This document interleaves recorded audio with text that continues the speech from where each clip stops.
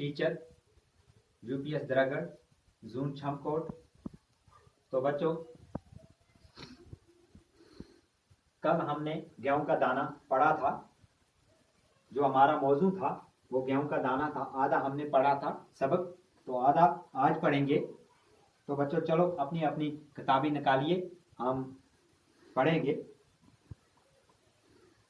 इस पर राजा ने हुक्म दिया कि इस कैसान के बाप को दरबार में हाजिर किया जाए। यह कैसान बहुत ही बूढ़ा था, वो एक लाठी के सहारे चलता था और इसकी एक आंख भी अभी काम करती थी। राजा ने गेहूं का दाना इसके हाथ पर रखा और पूछा, बड़े मियाँ, क्या आपने इतना बड़ा गेहूं देखा है? जो पहले बूढ़ा लाया था बच्चों, जो कल मैंने आपको बताया था, जो पहले बूढ़ा लाया था यानी बेटा था। वो जो आज का बूढ़ा आया दरबार में, इसका बेटा था। वो 2 लाठियों के सहारे दरबार में लाया गया था। जो आज आया बाप, वो 1 लाठी के सहारे दरबार में आया।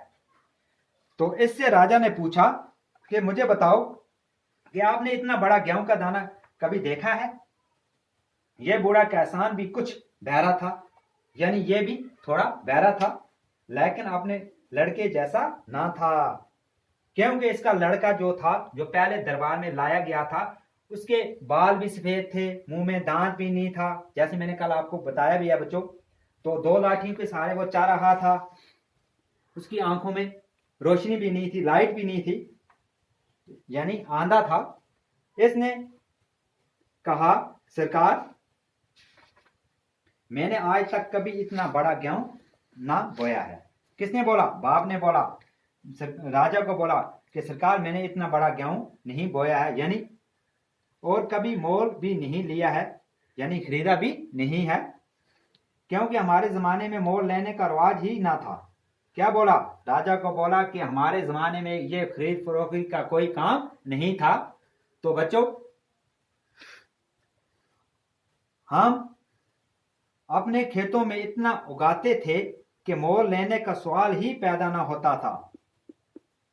बूढ़े ने क्या बोला राजा को कि हम अपने खेतों में इतना उगाते थे कि हम बेचने का या खरीदने का सवाल ही नहीं होता था। तो उन दिनों रुपए पैसे भी ना थे, उन दिनों ये रुपए पैसे भी ना थे। हमारे गेहूं आज के गेहूं से बड़ा ना होता था। मैंने अपने वालिद की ज़बानी इतना बड़ा गेहूं का जिक्र तो सुना है, उनके जमाने में ऐसा गेहूं होता था। आप इनसे दराफत कर लें। किसने बोला? बाप ने बोला। जो पहले बूढ़ा लाया था वो कौन था? बेटा था। उसके बाद जो दूसरा बूढ़ा लाया, जो 1 लाठी के सहारे आया, वो क्या था? बाप था। अब इसने बोला कि मैंने अपने बाप के मुंह से सुना है कि उसके जमाने में इतना बड़ा गेहूं होता था। उसके बाद बच्चों, अब उस बूढ़े किसान को भी हाजिर किया गया। कहां किया गया? राजा के दरबार में किया गया। वो दरबार में जवानों की तरह बगैर किसी सहारे के चलता हुआ आया। वो जब दरबार में पहुंचा, ये वाला दादा, यानी ये दादा है, ये 3 हैं, बेटा, बाप और दादा। बेटा आया 2 लाठियों के सहारे, उसका बाप आया 1 लाठी के सहारे। अब दादा आया, इसने कोई लाठी वाठी इसके पास नहीं थी। ये जवानों की तरह आया, इसके हाथ पांव अच्छी तरह काम करते थे, इसकी आंखों में चमक थी, ये मजबूत था। सहारे के चलता हुआ आया। इसके हाथ पांव मजबूत थे, इसकी आंखों में चमक थी और वो बहरा भी ना था, यानी ये बहरा भी ना था। राजा ने गेहूं का दाना इसके हाथ में दिया। इसने जैसे ही इस गेहूं को हाथ में लिया तो मारे खुशी के उछल पड़ा और बोला। जैसे राजा ने ये गेहूं का दाना इसके हाथ में दिया, यानी दादा के हाथ में दिया, तो इसने जब ये गेहूं का दाना देखा, ये खुशी के मारे उछल पड़ा। ये तो मेरे जमाने का गेहूं है। क्या बोला? ये तो मेरे जमाने का गेहूं है। बच्चों, अब किसने बोला ये बात? ये बात बोली दादा ने बोली कि ये मेरे जमाने का गेहूं है। राजा ने पूछा, बड़े दादा, क्या आप बता सकते हैं کہ ایسا गेहूं कब और कहां पैदा होता था। अब ये राजा है, राजा ने किसको बोला, दादा को बोला कि ये मुझे बताओ बड़े बड़े दादा कि ये गेहूं कब और कहां पैदा होता था। किसान बोला मेरे जमाने में ऐसा गेहूं हर जगह मिलता था। क्या बोला, दादा ने बोला, यानी ये कैसान, ये तीनों कैसान है,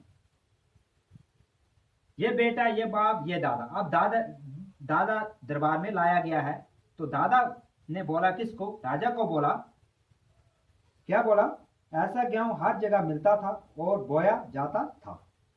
मैंने अपनी जवानी में ऐसा गेहूं बोया भी है और खाया भी है। इसने बोला राजा को, मैंने अपनी जवानी में ये ऐसा गेहूं बोया भी है और खाया भी है। किसान ने जवाब दिया, सरकार हमारे जमाने में कोई भी अनाज बेचने का गुनाह न करता था। क्या बोला, हमारे जमाने में कोई अनाज बेचने का गुनाह नहीं करता, यानी वो बेचते ही नहीं थे। हम में से कोई भी पैसे का नाम न जानता था।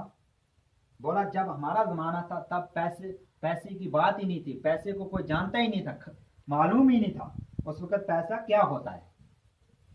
हर एक के पास अपनी जरूरत के मुताबिक गेहूं होता था। हर एक आदमी के पास अपनी जरूरत के मुताबिक गेहूं होता था।